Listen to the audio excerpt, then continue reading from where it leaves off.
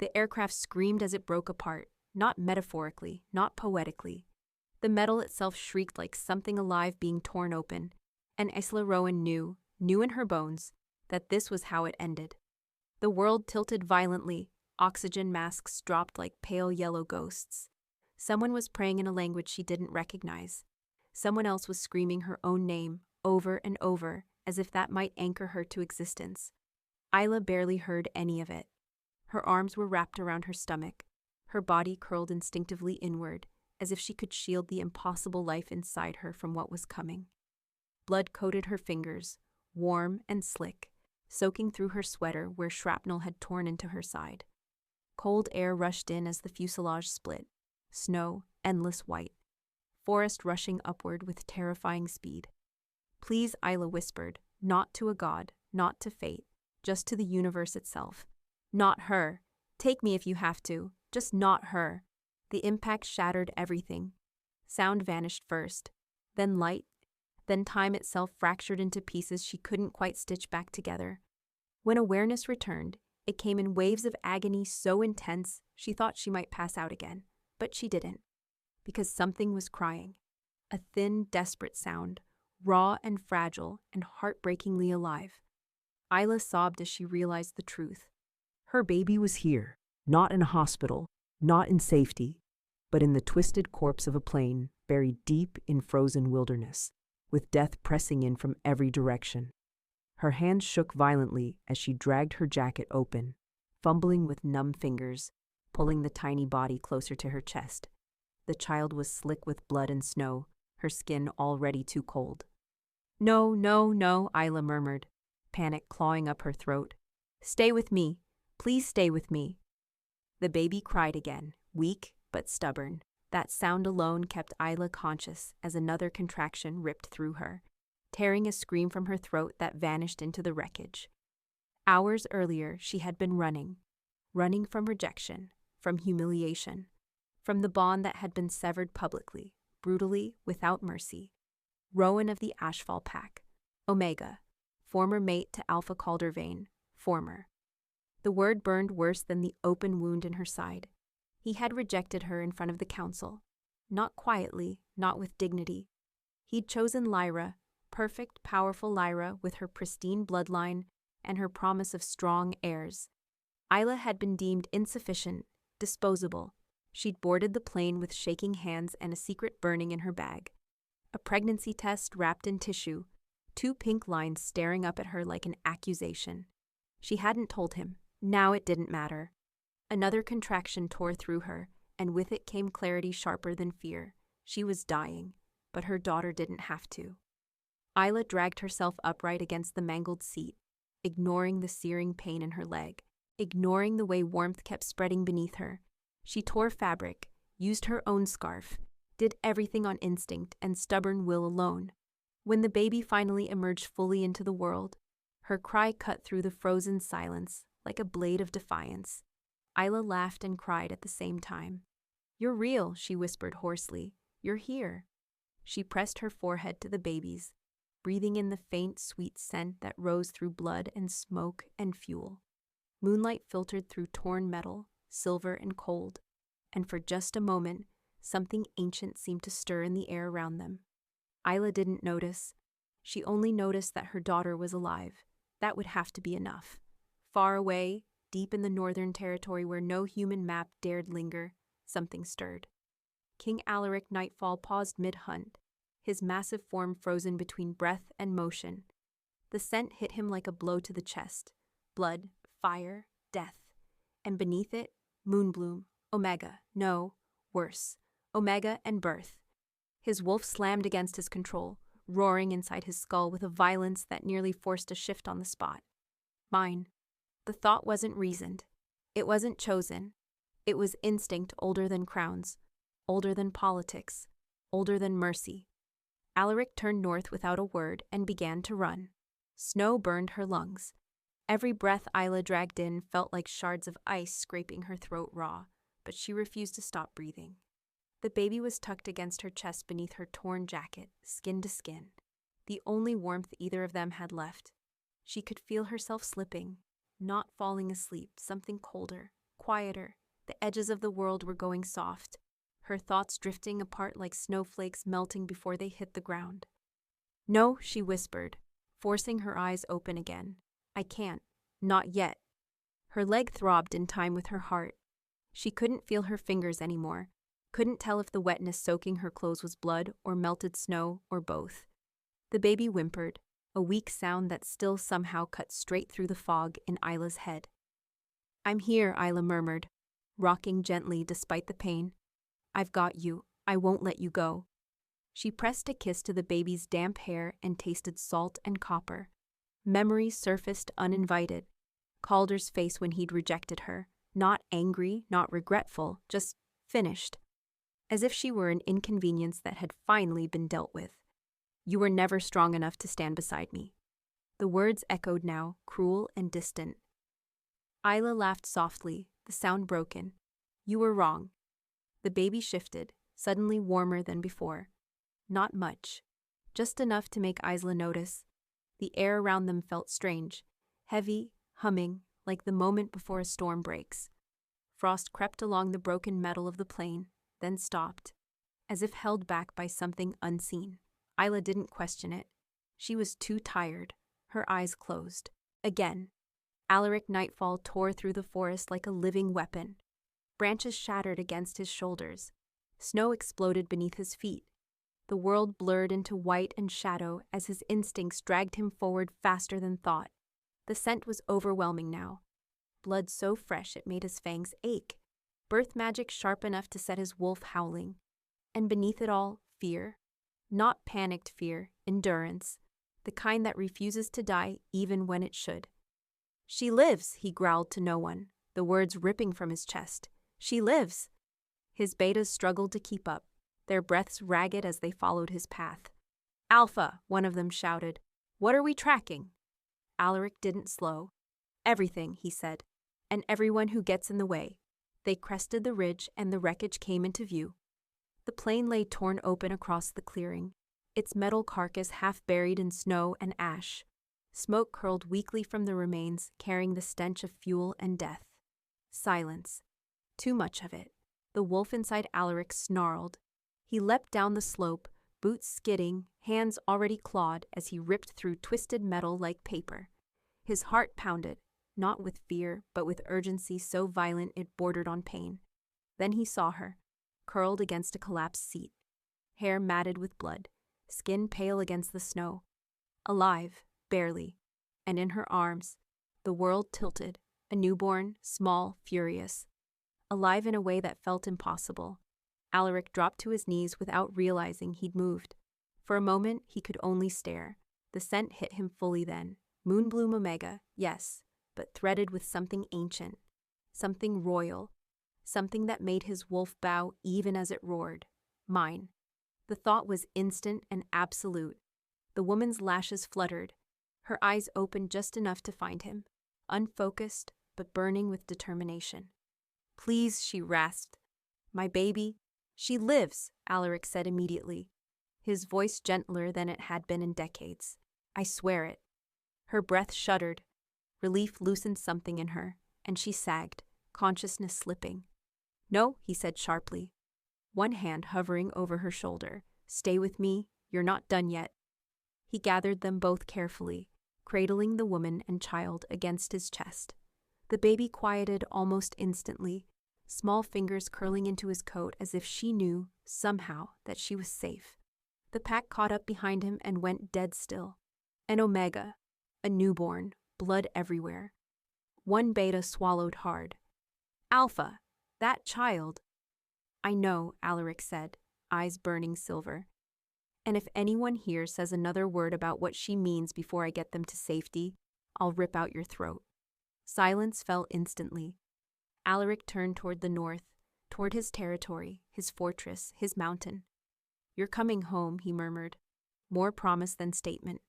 In the woman's sleep, her brow smoothed, as if, somewhere deep inside, she believed him. Warmth came back to her in fragments. First sound, the crackle of fire. Then weight, a heavy blanket tucked around her legs. Then the slow, steady thud of another heartbeat, close enough that her body began to sink to it without permission. Isla woke with a sharp gasp, pain flaring everywhere at once. Easy. The voice was deep, calm, commanding in a way that bypassed fear and went straight to instinct. She tried to sit up and immediately regretted it. Her vision swam, her ribs screaming in protest. "My baby?" Panic clawed up her throat. "She's here." A massive hand appeared in her field of vision, not touching, just present. Reassuring without softness. Isla's gaze snapped to the cradle beside the bed. The baby slept, cheeks flushed with warmth, wrapped in furs that looked older than nations. Her chest rose and fell steadily. Alive, stronger than before. Isla sagged back against the pillows, a sob tearing free before she could stop it. "Thank you," she whispered. "I don't know who you are, but—" "You're in Nightfall territory," the man said. "My fortress." That made her look at him properly. He stood near the fire like it belonged to him, like the stone walls, the towering windows, and the mountain itself had bent around his presence. Tall, broad, dark hair pulled back with ruthless practicality. His eyes were silver, not glowing, but watchful in a way that made her skin prickle. Alpha. Not just any Alpha, the Alpha King. Realization hit like ice water. "No," Isla breathed. She pushed herself upright despite the pain. "I can't stay here. I need to leave. You're not going anywhere." The words were simple. Absolute. Fear flared hot and sharp. "You don't get to decide that." His expression didn't change, but the air did. Pressure settled into the room, heavy and deliberate. "You're injured," he said. "You gave birth in a crash that should have killed you. Your daughter would already be dead if I hadn't found you. That doesn't give you ownership of me." Something flickered behind his eyes then. Interest, not offense. "You smell like rejection," he said calmly. "Fresh enough that it still burns." Isla's hands curled into fists. "That's none of your— And the child smells like alpha blood," he continued. "Strong blood." Silence stretched. Isla looked at Luna, then back at him. Her father doesn't get to decide anything. He forfeited that right. "I agree." That surprised her. Before she could respond, the doors opened. A woman entered briskly, eyes sharp, hair streaked with gray. She took one look at Isla and the baby and clicked her tongue. "You're awake earlier than I expected," the woman said. "Good, means you're stubborn." "She is," the Alpha King replied. The woman rolled her eyes. "I'm the healer, and if you try to move again, I'll drug you." Isla swallowed. "How long?" 2 days unconscious, severe blood loss, fractured leg, internal damage that hasn't decided yet whether it wants to finish the job. Isla went still. "And my daughter?" The healer's expression softened a fraction. "Healthy, abnormally so." The Alpha King watched her carefully as that landed. "You'll stay," he said, "until you're healed." "And after?" Isla asked. His mouth curved, not into a smile, but something close. "After," he said, "we deal with whoever thought rejecting you and putting you on that plane was acceptable." Her stomach dropped. "What do you mean?" "I mean," he said quietly, "that someone tried to erase you." The fire popped. Outside, wolves howled low and distant, a sound of warning, not celebration. Isla pulled Luna closer. For the first time since the crash, she understood something with terrifying clarity. She hadn't been rescued. She'd been claimed. The first night she slept for real, Isla dreamed of teeth. Not biting her, not the baby, just waiting. She woke to silence so complete it felt unnatural. The fire had burned low, coals glowing faintly. Moonlight spilled across the stone floor in pale bands. And the Alpha King was still there, seated in a chair near the window, broad shoulders relaxed, eyes open, watching. "You don't sleep," Isla said hoarsely. "I do," he replied, "when I don't have something fragile under my roof." She bristled. "I'm not fragile." "No," he agreed, gaze shifting briefly to Luna's cradle. "You're dangerous? You just don't know it yet." Isla pushed herself upright slowly, every movement measured. Her leg throbbed, but it held. "What's your name?" she asked. "Alaric." She waited. He didn't offer anything else. "Alaric what?" A pause. Then, "Nightfall." Her pulse kicked. Of course it was. Stories about the Nightfall King were whispered like curses. A ruler who didn't negotiate. A pack that didn't lose. an alpha who ended wars by erasing bloodlines. Then you know why I can't stay, Isla said quietly. You don't shelter omegas without expecting payment. His gaze sharpened. I don't shelter anyone without a reason. And what's yours? He rose. The movement was fluid, predatory, controlled. He stopped several feet away, close enough that she felt the heat of him. Your scent woke things in my territory that haven't stirred in generations, he said. The wards responded to your daughter. The mountain recognized you.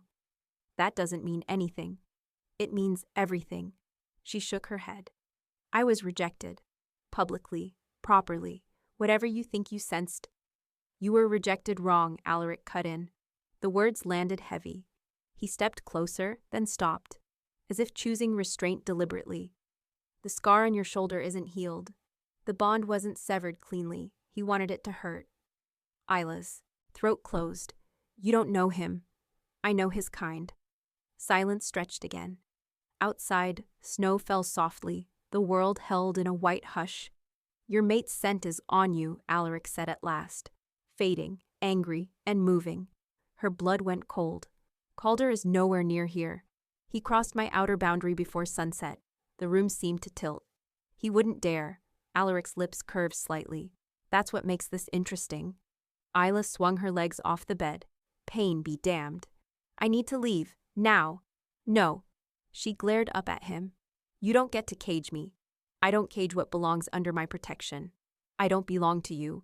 For the first time, his control cracked. Just a little. You and I, he said slowly, are going to have a problem if you keep pretending you're still disposable. Her chest tightened. You don't get to decide my worth. No, he agreed. You already did that when you survived. The door opened before she could respond. A beta entered, tense. Alpha, he's at the border? Alaric didn't look away from Isla. How many? Only him. Isla laughed weakly. He always did think he was untouchable. Alaric finally turned, silver eyes blazing. Stay here, he ordered. Isla shook her head. I won't hide. His gaze flicked back to her, assessing, calculating. Then, fine. He moved toward the door. But if he touches you, I will end him. You don't have that right. He paused, then said something that made her breath catch. He forfeited that right when he broke you and left you bleeding in the snow. The doors slammed shut behind him. From the cradle, Luna stirred. The room hummed. The mountain listened. And far below, two alphas were about to collide. The air changed before the shouting started. Isla felt it in her bones first. A tightening, a pressure that made her wolf stir uneasily beneath her skin. The fortress itself seemed to draw inward, stone humming low and deep, like a beast waking from sleep. She moved to the window despite the pain, gripping the cold sill for balance. Below, in the wide clearing before the gates, Calder Vane stood alone in the snow. He looked exactly as she remembered, immaculate, controlled. His dark coat unblemished by travel, his posture radiating the quiet confidence of an alpha who had never been told no and lived to regret it. Her stomach twisted. Of course he came alone. Calder had always believed himself enough. Alaric emerged from the gates like a shadow given form. Even from this distance, the difference between them was unmistakable. Calder was polished power. Alaric was something older. He didn't posture. He didn't slow. He simply existed with the kind of authority that bent space around him. Calder inclined his head in greeting. Respectful. Careful. Alpha Nightfall, his voice carried upward, measured and smooth. I appreciate you agreeing to meet. Alaric stopped 10 paces away. You crossed my border uninvited, he said. That's not a meeting. That's a provocation. Calder smiled faintly. Circumstances required urgency. Isla's hands curled into fists. He always sounded reasonable when he was about to ruin someone's life. I'm here for my former mate, Calder continued. And my child. The word child rang through the clearing like a challenge. Alaric's wolf pushed against his control. The snow at his feet cracked. She's not your mate, Alaric said, and you don't have a child here. Calder's eyes flicked briefly toward the tower window. He knew. You're mistaken, Calder replied. The bond was rejected under incomplete information. That rejection can be reconsidered. Isla laughed, sharp and bitter. the sound ripping out of her before she could stop it. Calder's head snapped up. Their eyes met across the distance. For a fraction of a second, something like shock flickered across his face. Then irritation, then calculation. "Isla," he called. "You should come down. This isn't your place." Her chest burned. Alaric didn't look back at her, but his voice dropped into something lethal. "You will not address her." "She's still Pack," Calder said coolly. "Still bound by our laws." Alaric stepped forward. The mountains seemed to lean in. "She is under my protection," he said. "Which means your laws don't reach her." Calder's smile sharpened. Protection implies permission. The word permission hung in the air. Alaric laughed. It wasn't loud. It wasn't theatrical. It was the sound of someone who had just been handed a reason. "You rejected her," Alaric said. "Publicly, improperly. You let her leave your territory injured and alone." Calder's jaw tightened. "She left by choice. On a plane that never should have fallen out of the sky." The silence that followed was absolute. Calder stilled. Not froze. Stilled. "You're accusing me," he said carefully, "of something very serious." Alaric's eyes went fully silver. "I'm stating a pattern," he replied. "And I'm waiting to see if you're stupid enough to deny it." Calder exhaled slowly. "I didn't sabotage the flight." Alaric tilted his head. "You didn't deny wanting her gone." Isla's vision blurred with rage. "You sent me away," she shouted, voice carrying despite the distance. "You told me I was an embarrassment." Calder looked up again, irritation flickering. "You hid a pregnancy. You rejected me first." Alaric moved. 1 second he was standing still. The next, he was directly in front of Calder, the snow exploding beneath his boots. "Careful," Alaric said softly.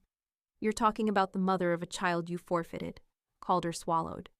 "You don't understand what she carries," he said. "That bloodline—" Crack. The sound echoed across the clearing as Alaric's fist collided with Calder's jaw, sending him skidding across the snow. Isla gasped. Calder scrambled upright, blood staining the white ground. "You struck me under truce." "You came under arrogance," Alaric corrected. "That's not protected." Calder's eyes burned. "You think keeping her makes you strong?" Alaric leaned in, voice low and deadly.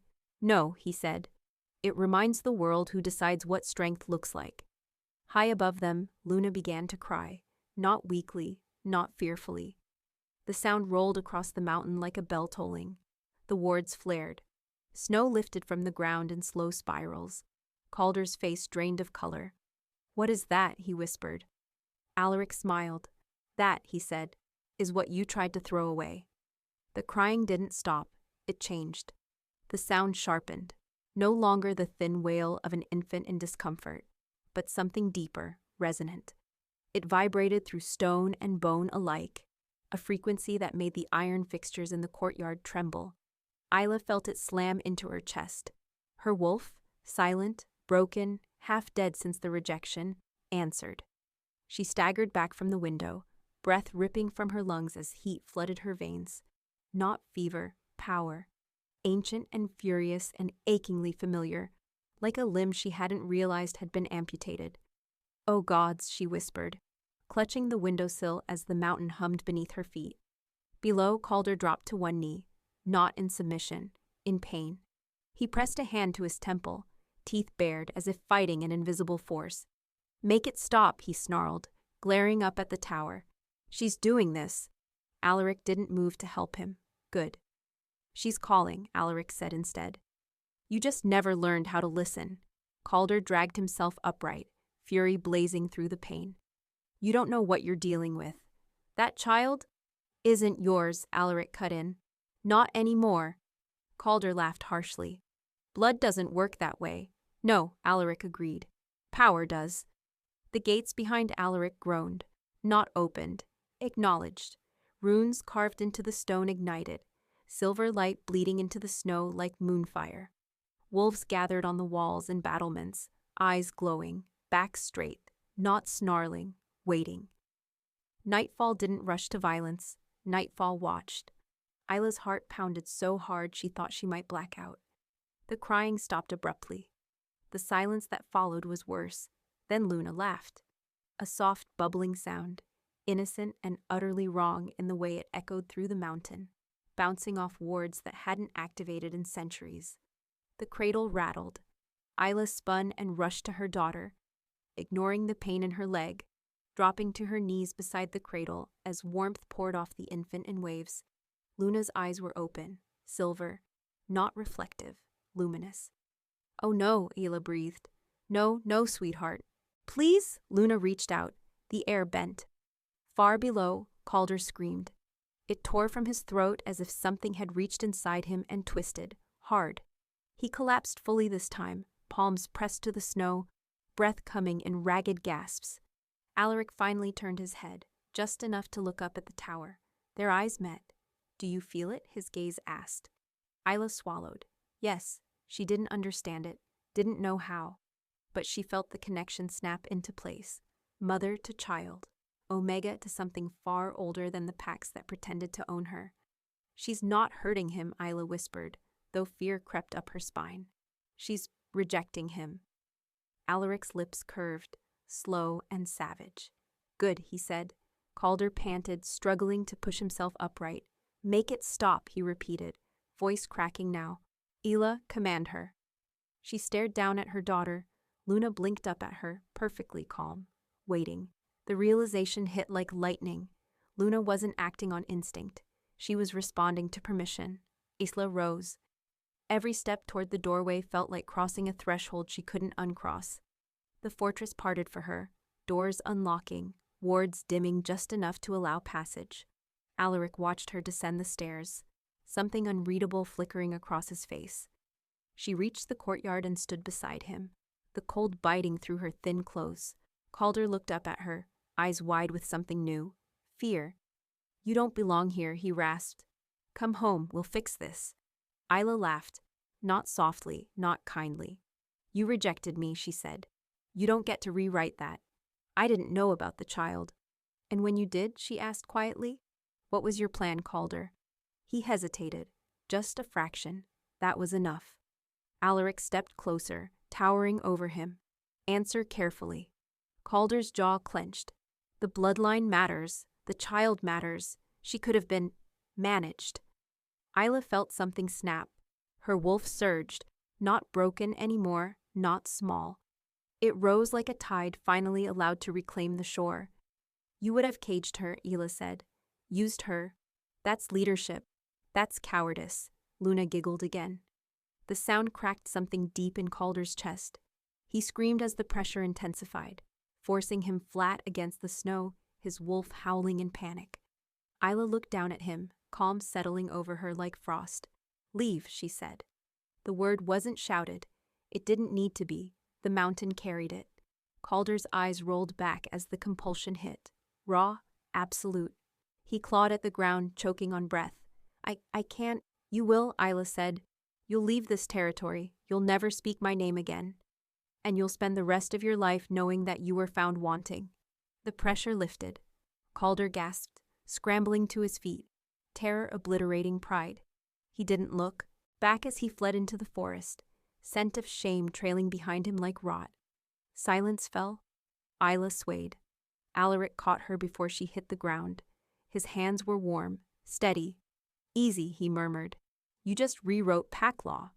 She laughed weakly. "I didn't mean to." He looked down at her with something like reverence. "That's what makes it terrifying." From the tower, Luna cooed, content. The nightfall ward settled. And somewhere deep beneath the mountain, something ancient shifted and smiled. The council arrived at dawn. They didn't come through the gates like conquerors or supplicants. They came carefully, banners lowered, scents restrained, wolves walking with the measured steps of those entering a predator's den, fully aware they might not leave it. Isla watched from the tower as they assembled in the lower hall. 7 alphas, 3 betas, 2 elders old enough that their wolves moved stiffly beneath their skins. Every one of them felt her now. She could sense it. Threads of awareness brushing against her consciousness, like fingers testing heat. Some recoiled immediately. Others lingered, probing. Power recognized power. Alaric stood behind her, silent. A presence so solid it felt like a wall at her back. "They won't challenge you openly," he said. Not after what happened last night. I didn't mean for any of that to happen, Isla replied quietly. He made a low sound in his chest, not amusement, something closer to approval. Neither did the first storm, he said. That didn't stop it from reshaping continents. She exhaled slowly. What do they want? Alaric's gaze hardened. To decide whether you're a threat or a crown? The words sat heavy between them. Down below, Luna began to fuss. Not crying, just restless. The moment Isla picked her up, the sensation in her chest steadied. The power settling into something quieter. Controlled. Alaric noticed. Always. Bonded regulation, he murmured. She anchors to you. And I anchor to her? Yes, he said, which means if anyone threatens her, they threaten you. And if they threaten me, Isla said slowly. Alaric smiled, sharp and cold. They die. The council was already waiting when they entered the hall. Conversation died instantly. Every gaze locked onto Isla, not the Alpha King, her. Some tried to hide it, others didn't bother. The eldest among them stepped forward, staff tapping against the stone. You stand in Nightfall territory under Nightfall law, the elder said. By tradition, we request clarification.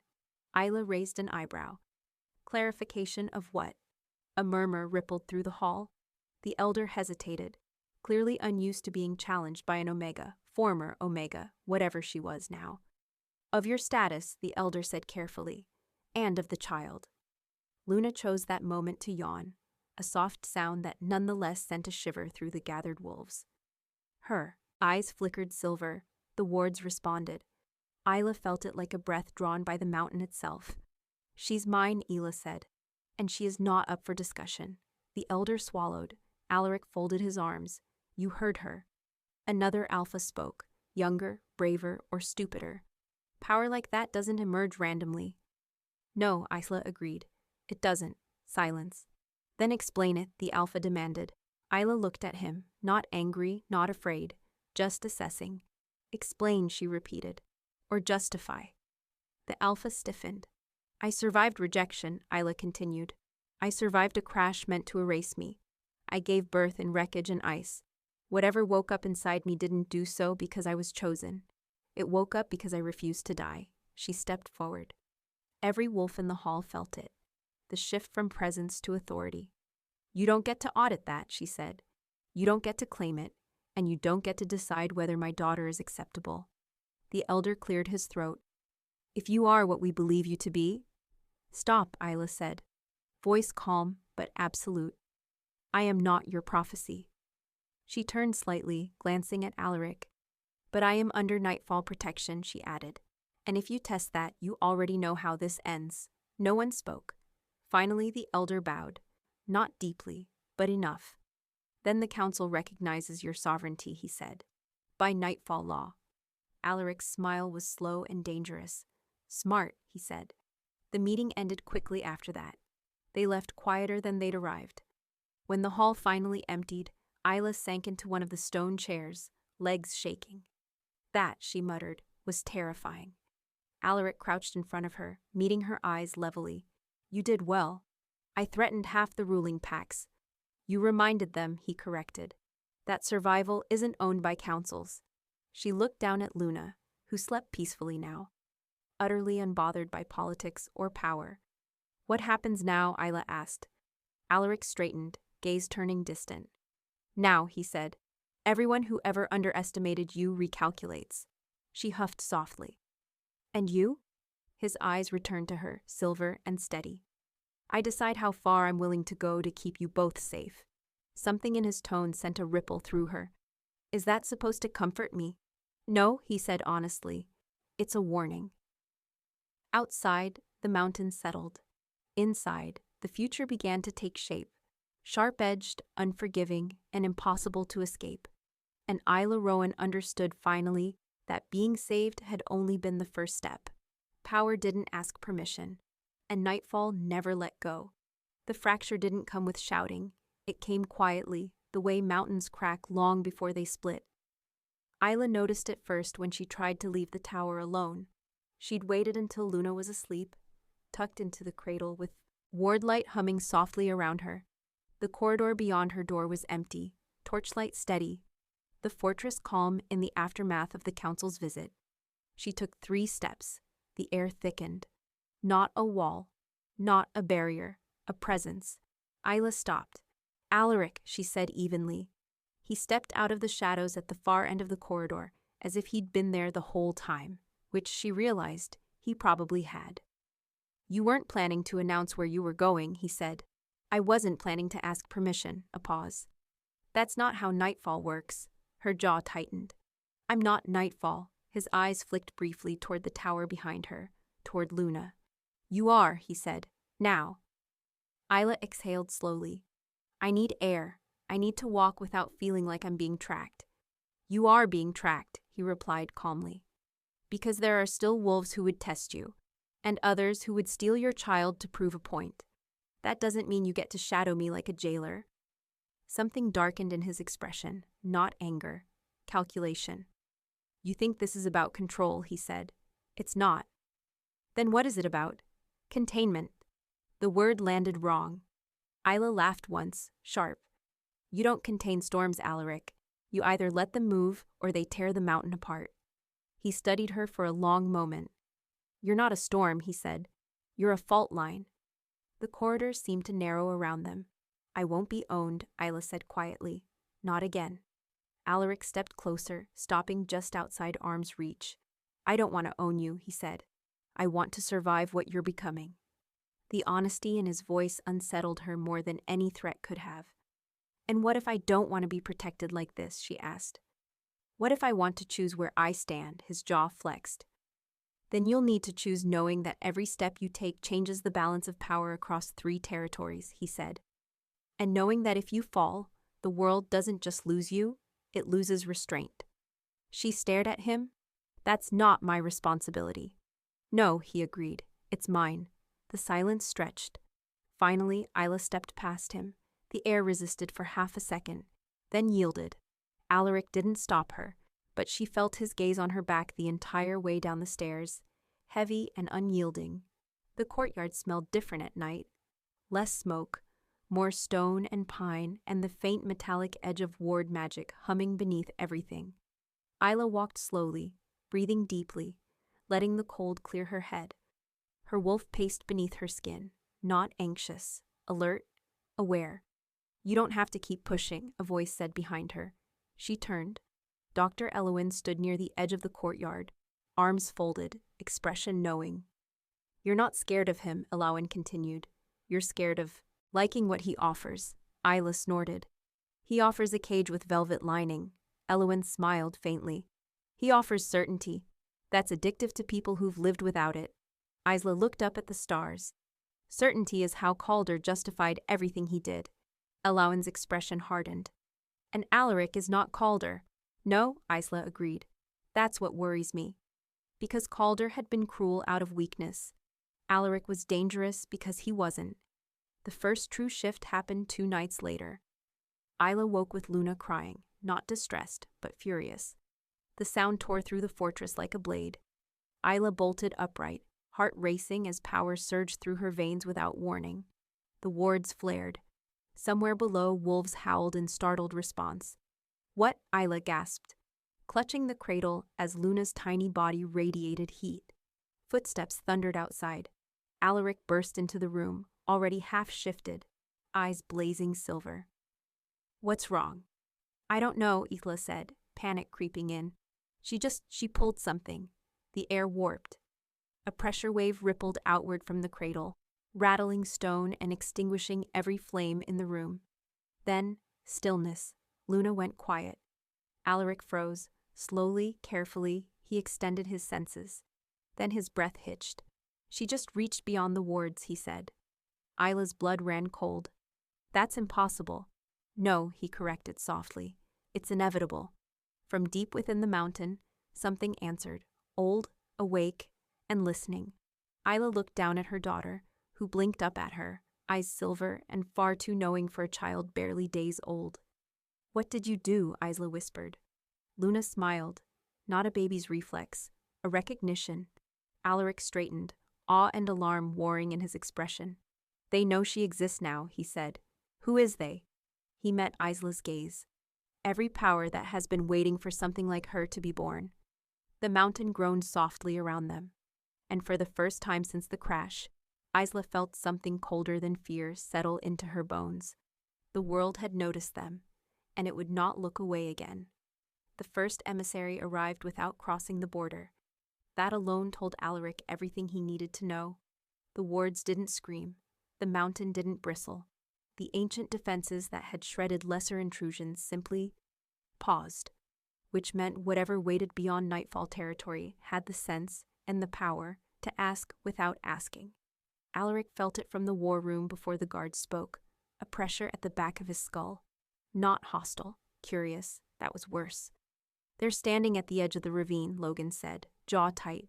No banners, no pack scent I recognize. Human? Alaric asked. Logan shook his head. Older. Isla felt it too. She stood at the window with Luna pressed against her chest, watching Frost trace slow, deliberate patterns across the glass. The baby was quiet, too quiet, alert in the way prey never was. They're not wolves, Isla said. Alaric turned to her sharply. How do you know? She swallowed. Because they don't feel loud. That earned her his full attention. Explain. Wolves push, she said slowly, even when they're being polite. These don't. They're like deep water, still on the surface, endless underneath. Silence filled the room. Alaric didn't like deep water. Stay here, he said automatically. Isla's mouth tightened. Don't, he met her gaze, something tense and unyielding passing between them. I'm not telling you to hide, he said. I'm telling you not to stand where you'll be seen. She laughed once, hollow. That stopped being an option the moment she cried. Luna stirred, silver eyes flicking toward the mountains, as if she could hear what even they could not. The emissary wore no sigils, no visible weapons, no fear. They appeared as a woman at first glance, dark hair braided with frost-white threads, skin marked with symbols that shifted when the light caught them wrong. Her eyes were pale gold, inhumanly calm. She did not bow. King of Nightfall, she said. I come as witness, not challenger. Alaric stood still. You're trespassing. No, she replied. I'm standing where your land ends and hers begins. A ripple of unease passed through the gathered wolves. Isla felt it snap into clarity. You're not here for territory, she said, stepping forward despite Alaric's sharp inhale. You're here for balance. The emissary smiled faintly. You remember, she said. Good. Remember what? Alaric demanded. The woman's gaze slid back to Isla and softened, just slightly. What you were, she said, before wolves learned to kneel to crowns. The air thickened. Luna whimpered. Every ward in Nightfall flared at once. Alaric moved in front of Isla without thinking, his wolf fully awake now. You will choose your next words carefully. I already have, the emissary replied calmly. Your child has awakened the old paths, the kind that do not answer to alphas. Isla's heart hammered. You mean gods? The emissary tilted her head. If that word comforts you. It doesn't, Isla said. Good. The emissary gestured toward Luna. She is a convergence. Blood, will, survival, and refusal. We have not seen one like her since the world was less orderly. Alaric's claws slid free. You're not taking her. The emissary's gaze sharpened. No, we're deciding whether you can keep her. The wolves growled. Isla felt something cold settle in her chest, not fear, resolve. You don't get to vote, she said. The emissary studied her for a long moment, then nodded once. That, she said, is exactly what worries us. That night the mountain did not sleep, neither did Isla. She sat with Luna in the quiet hours before dawn, feeling the steady pull of power humming beneath her skin. Not wild, not chaotic. Organizing. You're changing me, Isla whispered to her daughter. Luna blinked slowly, content. From the doorway, Alaric watched them, something heavy and unfamiliar pressing against his ribs. He had ruled through force, through fear, through certainty, but this was something else entirely. And for the first time in his life, Alaric Nightfall understood a truth no crown could protect him from. If Isla kept growing into what she was becoming, he would not be able to cage her. He would not be able to command her. And one day, sooner than he liked, he would have to choose. between ruling the world as it was, or standing beside the woman who might end it. The old paths did not announce themselves with thunder, they whispered. Isla felt them first as a pull just behind her sternum, a gentle insistence that tugged whenever she closed her eyes, not toward any single place, but through, as if the world had seams she was only now learning how to feel. Luna slept against her, warm and heavy, silver lashes resting on flushed cheeks. The baby's dreams pressed outward in faint pulses, and each time they did, the pull sharpened. "Stop," Isla murmured softly, more plea than command. Luna sighed. The pull eased. Alaric watched from the far side of the room, arms folded, posture deceptively relaxed. He had not tried to touch Isla since the emissary left, had not tried to claim space that felt increasingly volatile. "You can feel them, can't you?" he said quietly. "Yes." "How many?" Isla hesitated. "I don't know how to count them." That answer unsettled him more than a number would have. "The emissary wasn't lying," Alaric said. "Things are moving. Not wolves, not packs." "Old things," Isla replied. "That remember when wolves were different." Alaric's mouth tightened. "Before kings." "Before cages," she corrected gently. He accepted that without argument. They sat in silence until the sky lightened, until frost crept along the windows and the mountain exhaled into morning. Then Luna woke, not crying, calling. The sound slipped sideways through the air, bending rather than breaking it. The room dimmed, not darker but deeper, as if distance itself had shifted. Alaric rose instantly. "What's happening?" Isla stood, heart racing but steady. "She's choosing." "Choosing what?" Luna's eyes opened, silver, focused, aware. The floor beneath the cradle shimmered. A circle appeared, etched in light that wasn't light at all. Lines formed, ancient and precise, answering a logic Isla somehow understood without ever having learned it. A path, not for travel, for invitation. The emissary stepped out of the air as if it were water. Alaric snarled, claws flashing, but stopped short when Isla lifted a hand.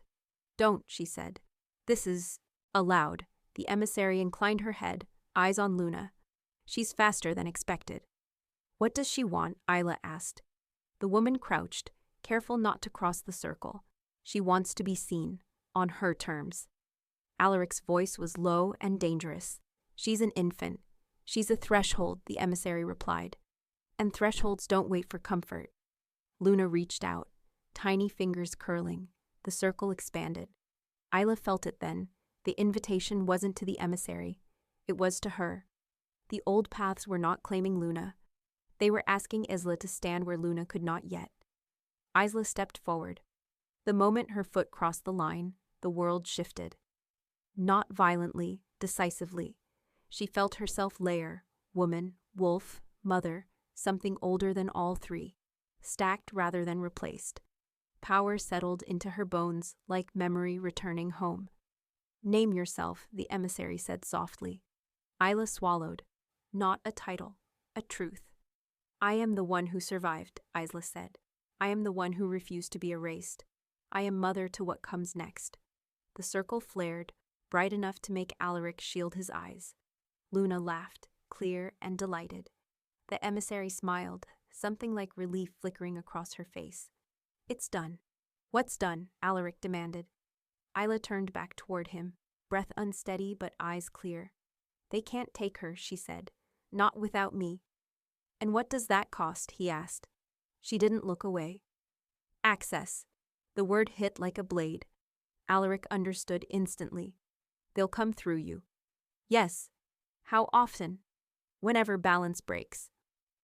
He stared at her, seeing not weakness, not fragility, but a future that would never be small again.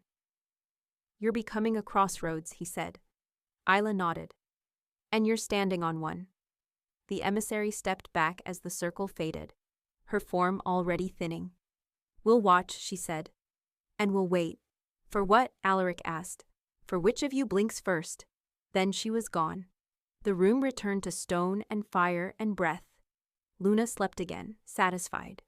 Alaric crossed the space between them slowly, carefully, as if approaching something that might shatter if mishandled. "You didn't ask me," he said. Isla met his gaze, Would you have stopped me? His jaw flexed. No. Then we're still choosing together, she said. Just not the way you're used to.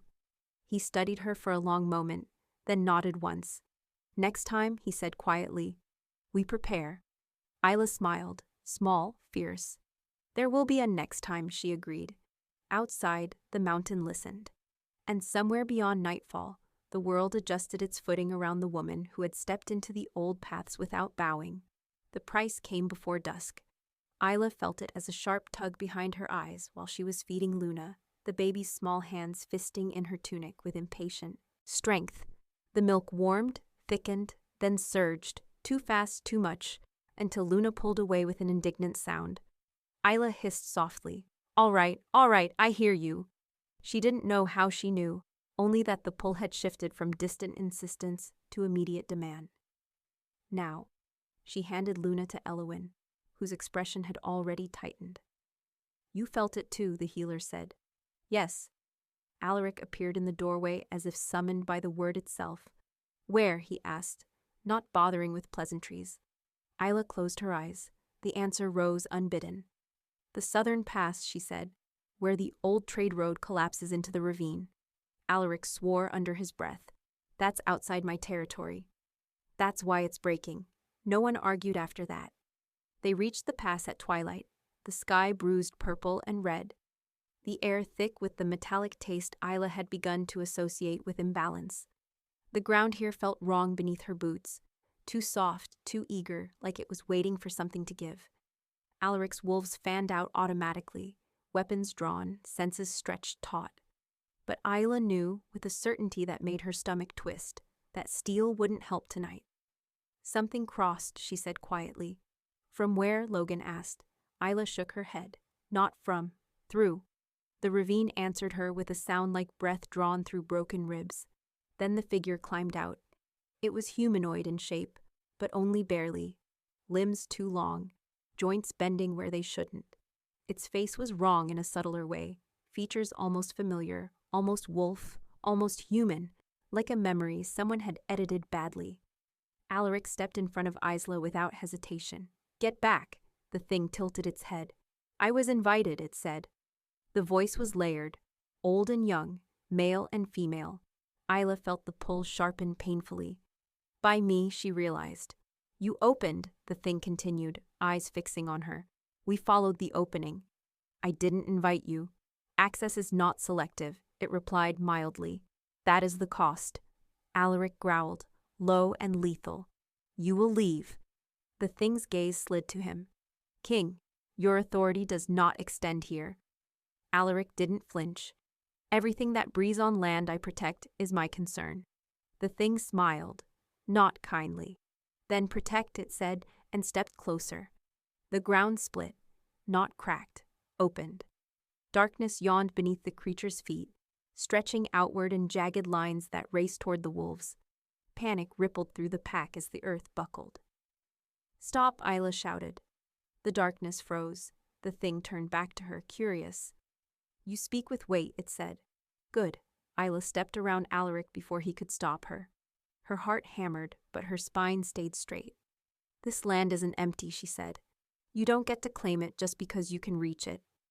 The thing studied her. You are the hinge, it said, but you do not yet know which way you swing. Isla swallowed. Then teach me without tearing the world open. Silence fell.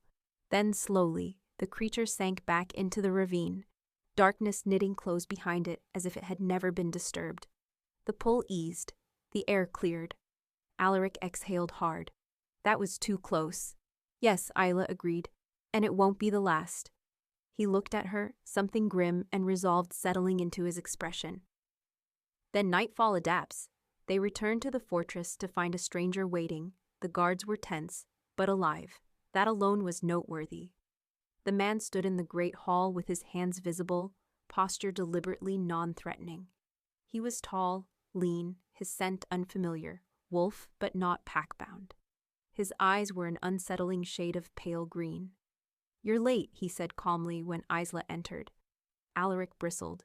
You have 5 seconds to explain why you're breathing in my hall. The man inclined his head.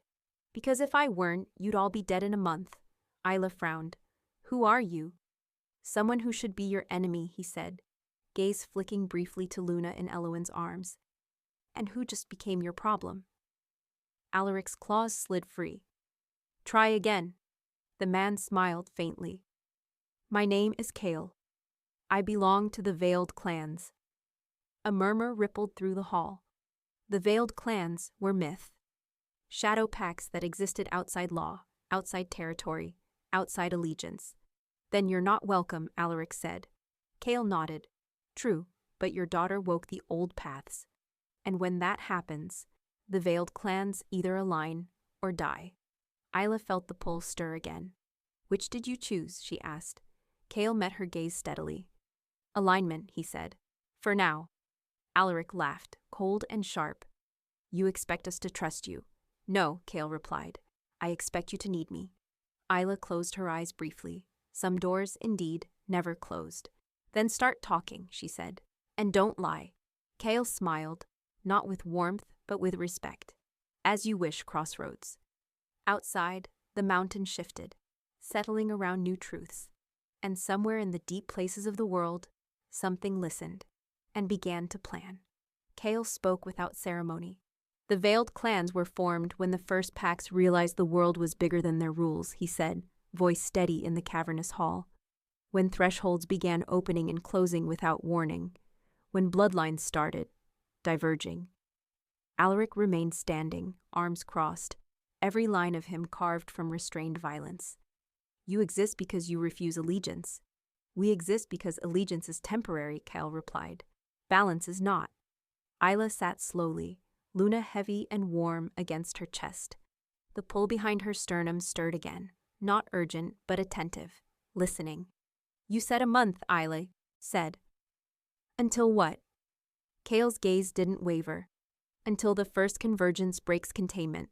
Logan swore under his breath. Alaric's eyes narrowed. Speak plainly. The old paths don't open one at a time, Kale said. They cascade.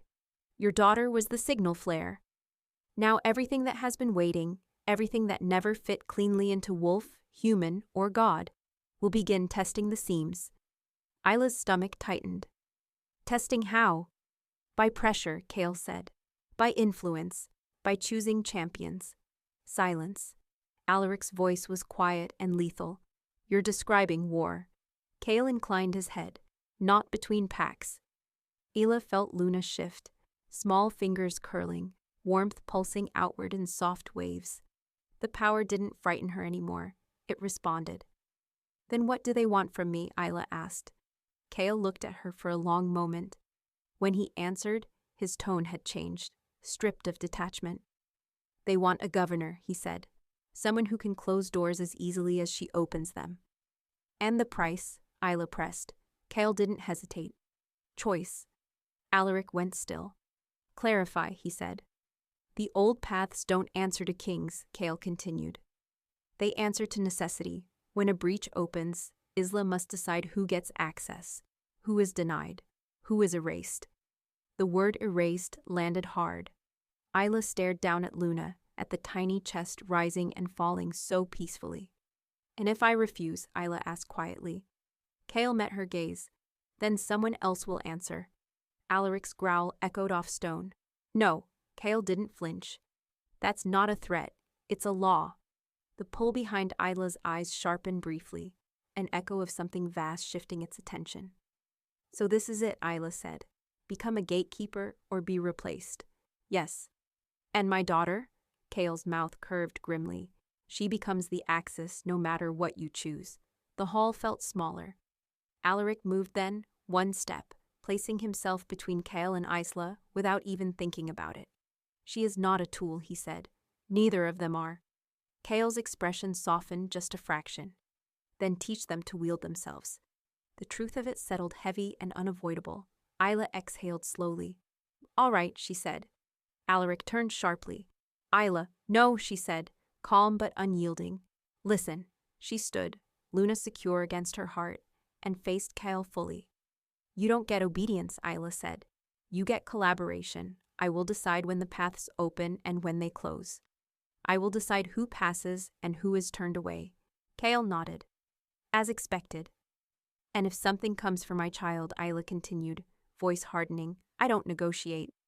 A flicker of something like approval crossed Kale's face. Good.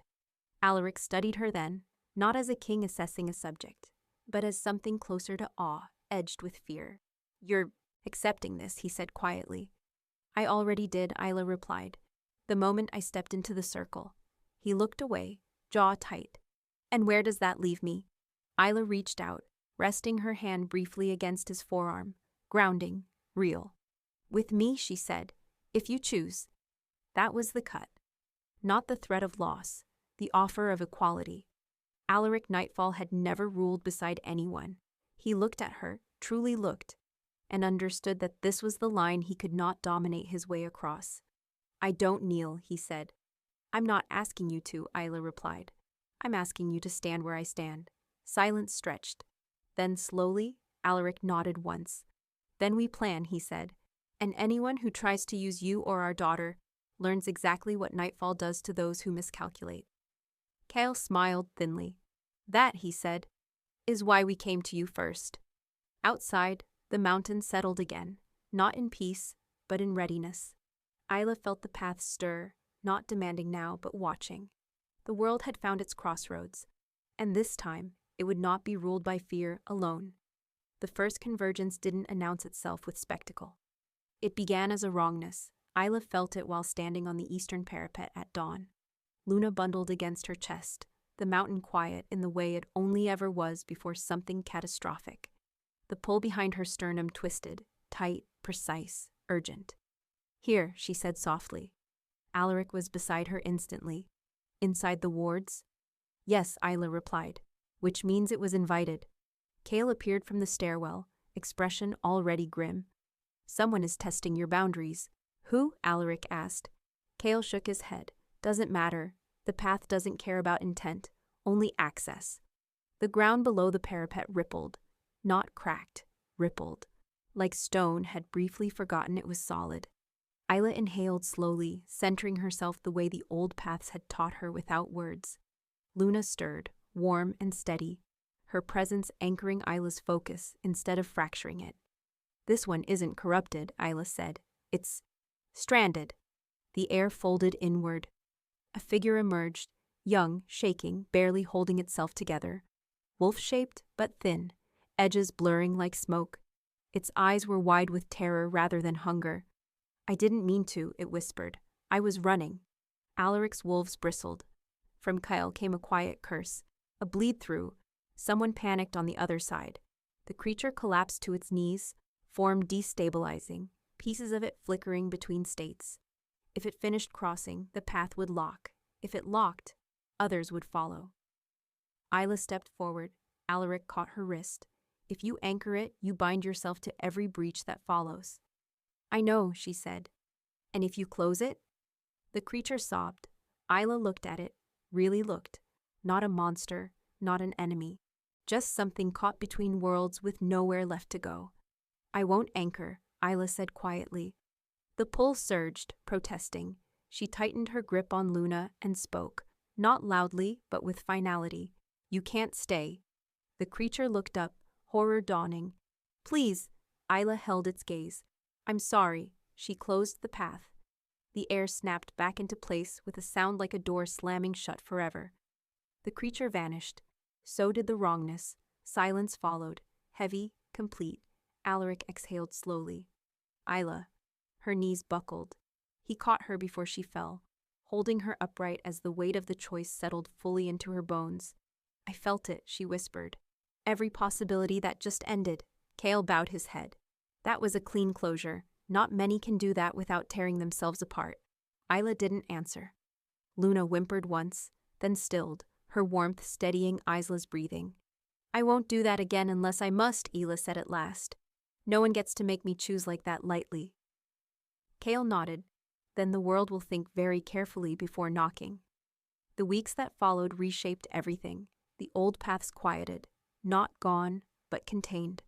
Word spread faster than fear ever had. Nightfall was no longer just a territory. It was a boundary. Packs stopped posturing near its borders. Old things tested elsewhere. And when they did, The paths bent away from Isla, as if learning her shape. Alaric adapted faster than anyone expected. He stopped treating protection as enclosure and started treating it as position. He stood beside Isla in councils, deferred when the path stirred, learned the difference between command and trust the hard way, and survived it. One night, long after the fortress had settled, Isla stood again at the window. "I can feel them sleeping," she said. "The doors." Alaric joined her, close, but not crowding. "And you?" "I'm not," she admitted. "I don't think I ever will be again." He studied her face in the moonlight. "Do you regret it?" She shook her head. "I regret that someone had to be first." He nodded. "I regret that the world will test you forever." She turned toward him then, expression soft but unyielding. "Stay anyway?" Alaric smiled, small, real, dangerous. "There is nothing in existence more foolish," he said, "than trying to walk away from a woman who decides what gets to pass." He reached out, resting his forehead briefly against hers. Nightfall's king did not kneel, but he did choose. Years later, stories would circulate about a mountain where doors closed when they should, about a child with silver eyes who grew laughing and unafraid, about a king who learned that ruling beside power required more courage than ruling over it. Some would call Isla a goddess. Others would call her a warning. Neither would be correct. She was simply a woman who survived, who refused to be erased, and who learned, at great cost, how to decide when mercy ended and responsibility began. The world remained dangerous, but it was no longer careless, and that Isla knew, as she watched Luna sleep beneath the steady pulse of the wards, was the closest thing to peace monsters like them would ever need. The path stayed quiet. Nightfall endured, and the crossroads held. The end. If you want more dark romance where power awakens and Alpha Kings fall hard, subscribe now and don't miss the next story.